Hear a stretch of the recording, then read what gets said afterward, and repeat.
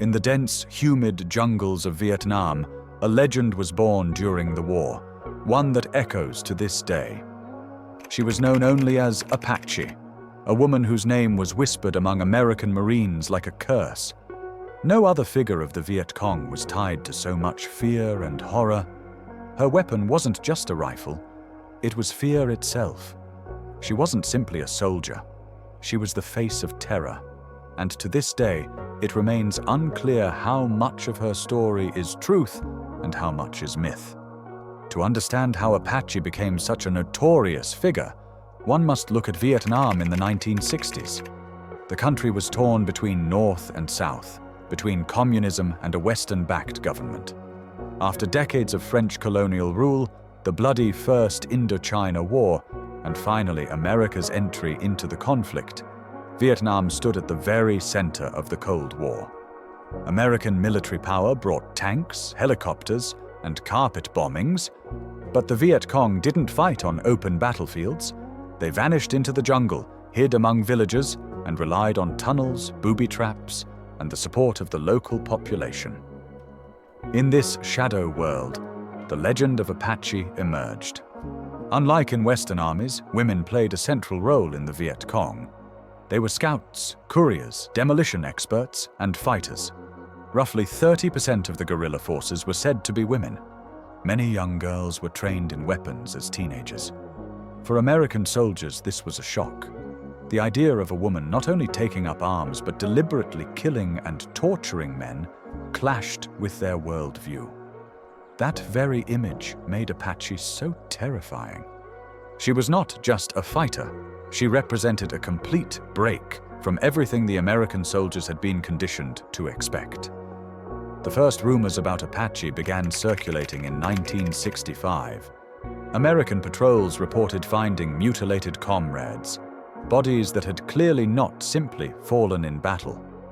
A few survivors, badly scarred, told of a woman who interrogated them with a cold gaze, torturing them with methods that seemed closer to medieval cruelty than modern warfare.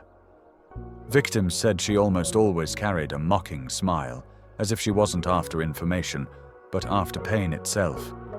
The Marines gave her the name Apache. Not because it was her real name, but because they were reminded of stories they had heard as children. Stories of Apache tribes in North America, who were said to have used brutal torture methods. The name stuck, and with it, the legend grew. Apache understood something many of her enemies underestimated. Fear can be deadlier than any bullet. Instead of making her victims vanish quietly, she ensured their screams were heard. For nights on end, the cries of prisoners echoed through the jungle, so close to American positions that soldiers stood sleepless and trembling at their posts. Some refused to go on patrol once the rumor spread that Apache might be near. Others admitted they feared falling into her hands alive, far more than dying in combat. With each victim, the effect grew stronger. Apache was not just a woman with a rifle, she was an invisible presence, a constant shadow eroding the morale of entire units. The reports of her methods are difficult to stomach. Eyewitnesses described how she shoved bamboo splinters under fingernails, cut into flesh, or mutilated limbs without killing right away. Some said she carved signs or symbols into the skin, warnings to those who would later find the victims. One of her cruelest tactics was letting her prisoners' screams reach their own units. Marines later recounted how, in the dead of night, they heard the cries of their comrades, but could do nothing without walking straight into an ambush. This deliberate psychological torture turned her into a figure who spread far more fear than many regular fighters. Though she held no official command, sources report that Apache led a small unit of 15 to 20 guerrillas. She was said to have trained young men and women, many barely 16. Her group operated like a shadow squad. Short, violent attacks, ambushes, pungy stake traps, and mines. Afterward, they would vanish without a trace into the Cu Chi tunnel system or the thick jungle. Among her followers, she was reportedly both feared and respected. Some accounts even claim that other Viet Cong feared her, not for her combat skills, but for her taste for pain. Apache was especially dreaded around Hill 55, only a few miles from Da Nang. There, US Marines were constantly threatened by guerrilla attacks. The screams of prisoners tortured within earshot carried beyond the camp's perimeter.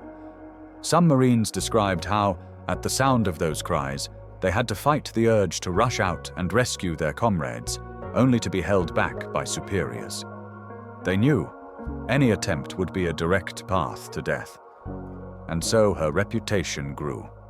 She was no longer seen merely as an enemy combatant, but as something almost supernatural. The mere suspicion that Apache was nearby was enough to make entire patrols uneasy. At a certain point, US military leaders decided Apache was no ordinary guerrilla. She had become a priority target, not because she killed the most soldiers, but because she shattered morale. Here the line between myth and truth begins to blur. Some reports claim she was specifically hunted down by snipers, others that she died in an ambush. What is certain, her trail vanished sometime in 1966. Whether she was truly killed by Carlos Hathcock, as many accounts claim, or whether she fell in another operation, remains unclear. Some historians even believe there may have been several women whose stories later merged into the legend of Apache. The officially accepted version says Apache was killed by US sniper Carlos Hathcock. The shot was allegedly fired from over 600 yards away while she moved with a small group of Viet Cong. Yet even after her supposed death, doubts lingered. Her body was never definitively identified. Some soldiers swore they saw her again later.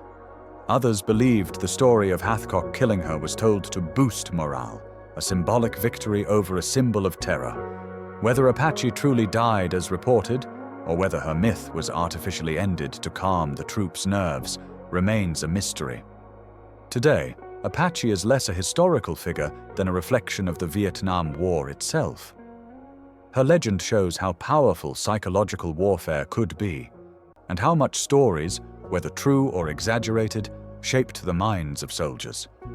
For some, she was a cruel terrorist. For others, a fabricated figure designed to make the horrors of war tangible. Some historians see her as propaganda. Others believe she was real, but her story greatly embellished. What remains certain, her legend influenced how American soldiers fought and lived in Vietnam. She was a phantom that spread fear even in death. The story of Apache is an example of how wars are decided not only on battlefields, but also in the minds of those who fight them. Whether she was a single woman or a legend born from many tales, she remains a symbol of the darkest sides of war.